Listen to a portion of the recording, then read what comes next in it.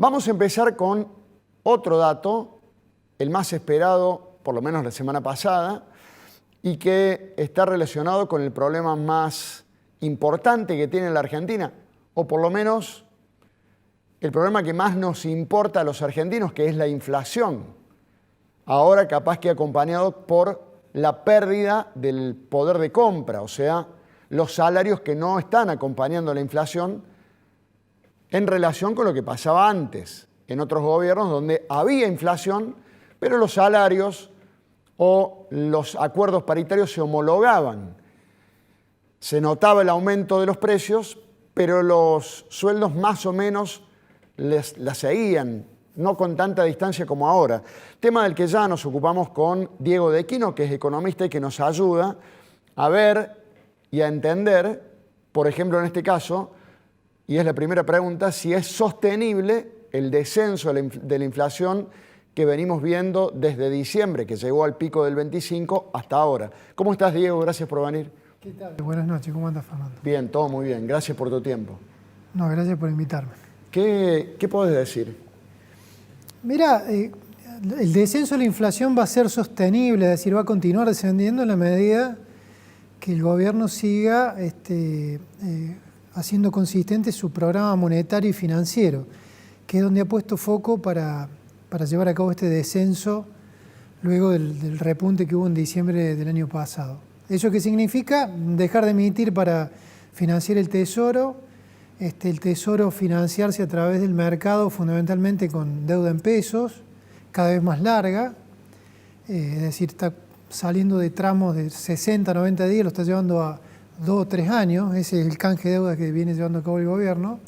Mientras eso se sostenga, la inflación va a seguir descendiendo. Ahora, ¿hasta qué valor? Bueno, yo creo que ahí tengo una cierta diferencia con la visión del gobierno. Yo creo que la inflación que tenemos en Argentina no es solamente de origen monetario, sí el principal es de origen monetario. Es decir, va a haber que remover otras causas que están ligadas a los costos, están ligadas a la inercia inflacionaria. Vos recién señalabas, pero sabemos que los contratos tienen una tendencia a indexarse en Argentina naturalmente, y dentro de los contratos están los contratos laborales, ¿sí? Es decir, los aumentos de paritaria hay una indexación. Que bueno, es lo que sostiene Caputo, por ejemplo, la semana pasada, cuando no homologaba el aumento acordado por el gremio de camioneros con los empresarios. Bueno, yo me preguntaba, bueno, ¿cómo hace la gente, al margen de camioneros, cómo hace la gente en general para enfrentar aumentos de tarifas por caso si los sueldos no aumentan o no aumentan tanto como la inflación? Alguien me decía en la radio, bueno, lo que pasa es que los aumentos de sueldos también, o estos incrementos salariales que se venían dando, también son inflacionarios. Eso es correcto. No nos olvidemos nunca que Argentina en los últimos 12 años no creció el empleo privado formal, que aquel empleo, diríamos, el de más calidad, el que hace los aportes para sostener el sistema de pensiones, el que sostiene el sistema de obras sociales. Con lo cual, eso es cierto de que el proceso en el cual estamos metidos era simplemente correr detrás, digamos, de los problemas para sostener a duras penas la situación del país en materia económica, que incluía el tema del empleo. Ahora, yo creo que lo que ha hecho el gobierno conceptualmente es, de alguna manera, manifestarle a la gente que Argentina ha estado sometida a una guerra y esos costos de esa guerra va a haber que pagarlo y lo estamos pagando todo, digamos. ¿Cómo estamos llegando a fin de mes? Desahorrando, ¿no? Desarmando algún pequeño ahorro que hay en dólares, metiendo la tarjeta donde antes no se la metía, y algunos en el extremo empezando a pedir prestado, ¿no? Esta situación en la que estamos atravesando, eso es afrontar la diferencia de flujo, es decir, cuando los ingresos no nos alcanzan para los gastos, con el stock. Y el gobierno, la propuesta por el momento que ha llevado a cabo, consiste simplemente en decir, miren, hubo una guerra, se la ocultaron durante muchos años, acá están los resultados de esta guerra, esa guerra produjo costos, va a haber que pagarlos. ¿Cómo se pagan, cómo se distribuyen esos costos? Bueno, lo vamos viendo, pero yo creo que desde el punto de vista agregado, creo que este concepto en general todo el mundo lo entiende, todos entendemos de que la situación no era sostenible y de que de alguna manera había que absorber los costos y comenzar a recomponer. Ahora, el problema que tiene el gobierno, yo creo fundamentalmente en este trimestre y hasta julio, es empezar a mostrar de que hay vida en el funcionamiento de la economía. Eso no quiere decir que a todos nos va a ir bien, no quiere decir que a todos aquellos que les iba bien de alguna manera en la etapa anterior, que terminó el año pasado, les va a seguir yendo bien, pero están obligados de alguna manera a mostrar que hay algunos sectores de la economía que van a empezar a funcionar y van a mejorar. A ver, primero con lo que decías respecto a que hay una toma de conciencia, creo que coincidimos, ¿no? En Argentina, después de todo lo que ha pasado, después de tantos años con inflación, con una crisis larga, además de profunda, hay una toma de conciencia sobre esto que vos apuntabas. Hubo una guerra, una especie de guerra, y estos son los costos de esa guerra. Pero también decís, no alcanza con la política monetaria del gobierno. ¿Qué debería ocurrir entonces? Bueno, evidentemente, a ver, si nosotros miramos la inflación de los últimos 4 meses que está este gobierno, la publicada, empezamos a ver que no solamente ha habido un respingo en diciembre y luego comenzó a descender paulatinamente, ¿sí? 25, 20, 13, 11, más o menos, número redondo, sino que en los últimos 2 meses estamos viendo que los que son los precios regulados, donde están las tarifas, donde está el combustible, el transporte, la salud, esos precios están creciendo al doble que el resto de los precios de la economía. Así de fuerte es el cambio de precios relativos. ¿Esto qué significa? Que va a haber una recomposición en la canasta de consumo que todos llevamos a cabo, es decir, todos vamos a cuidar más el consumo eléctrico, lo que nos trasladamos porque sí o porque no, el consumo de gas en el invierno, es decir, eso es reacomodar la canasta de consumo, como le ha pasado a los países europeos fruto de la guerra con Ucrania y el encarecimiento del petróleo y el gas. Pero por otro lado, va a producir ganadores y nuevos perdedores, es decir, va a haber nuevos ganadores y nuevos perdedores. Sectores que a duras penas sobrevivían, como el sector de la energía, ¿sí? Atado a subsidio, bueno, yo creo que son candidatos a ser sectores ganadores si esto continúa de esta manera. Entonces, recomponer el proceso de frenado de la inflación va a requerir que los precios regulativos se estabilicen, no solamente se corrijan, sino que se estabilicen, porque pensemos que si ahora hay un repunte del precio del petróleo por la crisis bélica entre Israel e Irán, eso automáticamente va a repercutir en el precio de los combustibles. Y eso nos va a dañar aún más el bolsillo a los consumidores y va a beneficiar aún más a YPF y a las otras petroleras. Si esta situación se va a sostener, bueno, el gobierno tiene que sostener estos precios relativos y no hacer lo que se ha hecho antes, que es, bueno, para que no aumente tanto, empiezo a poner parches, digamos. Si esto ocurre y los precios relativos nuevos se sostienen, el gobierno está obligado a desacoplar algunas tracciones que tiene la inflación. Una, lo que yo mencioné hace un rato, que es la inflación inercial, es decir, los contratos no pueden estar atados a inflación pasada, porque eso lo que hace es transmitir la inflación pasada al futuro, y también tiene que de alguna manera tomar una política más abierta respecto de eso que vos señalabas, que tiene que ver con las paritarias, que es lo que se llama inflación de costos o por puja distributiva. Y por el momento, sobre ese punto, no hemos visto una política abierta del gobierno de qué pretende que ocurra en esa materia.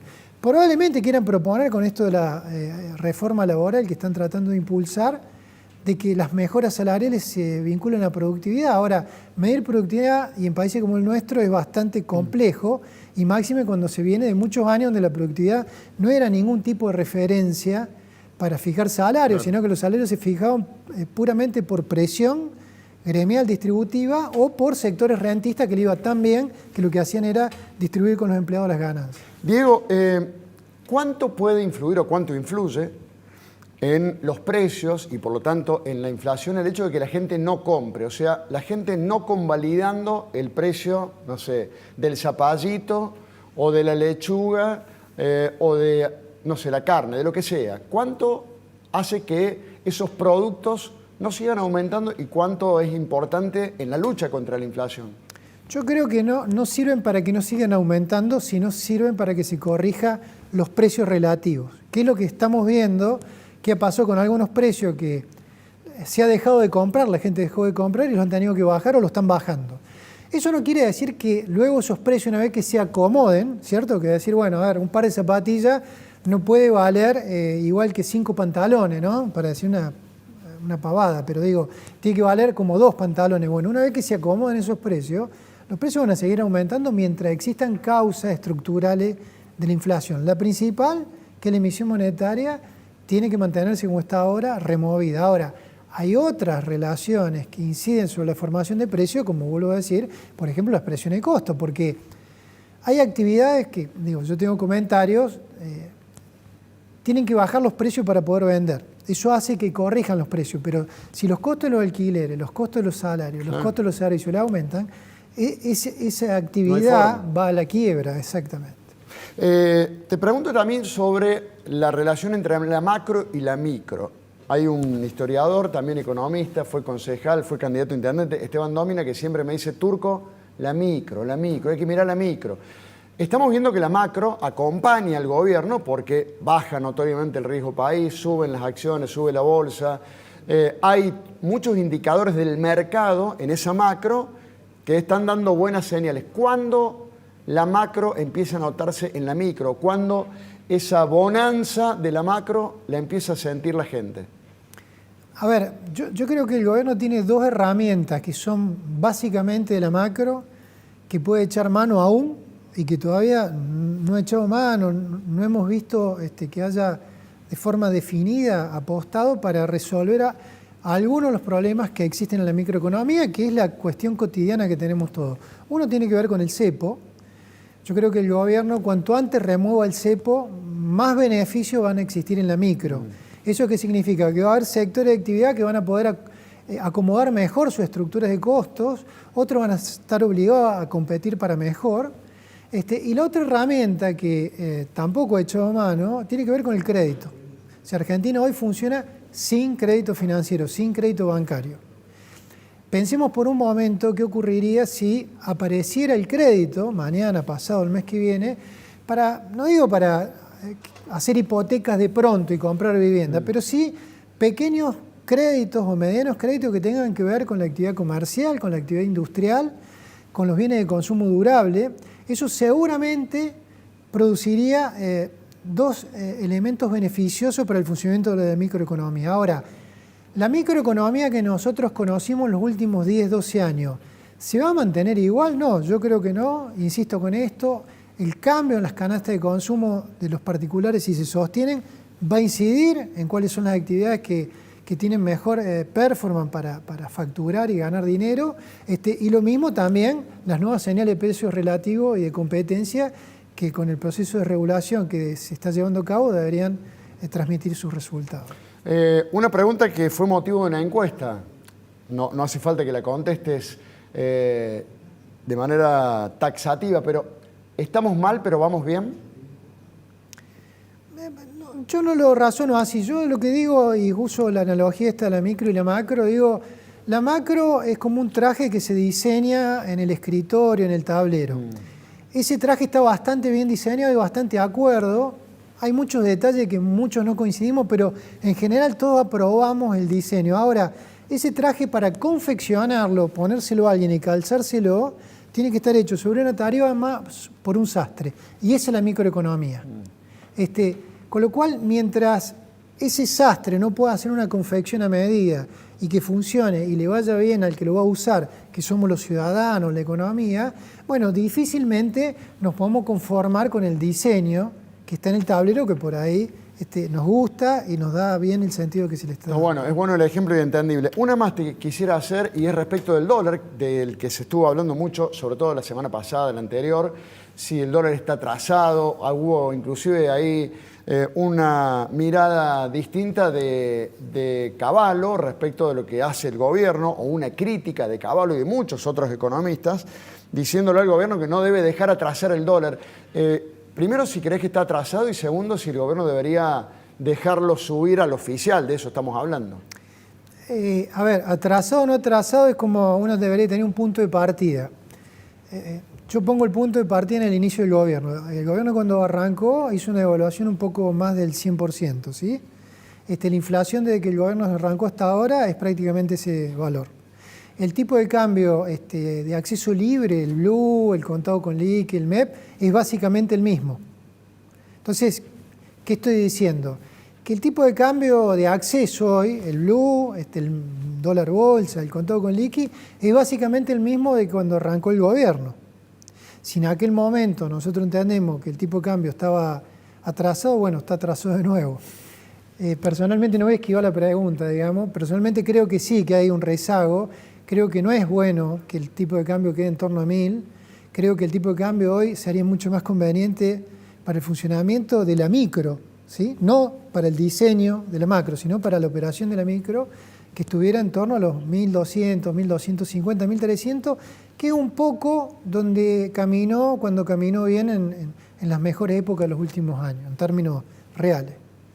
Diego, como siempre, muchas gracias por tu visita, gracias por tu tiempo, por tu mirada. No, muchas gracias a vos.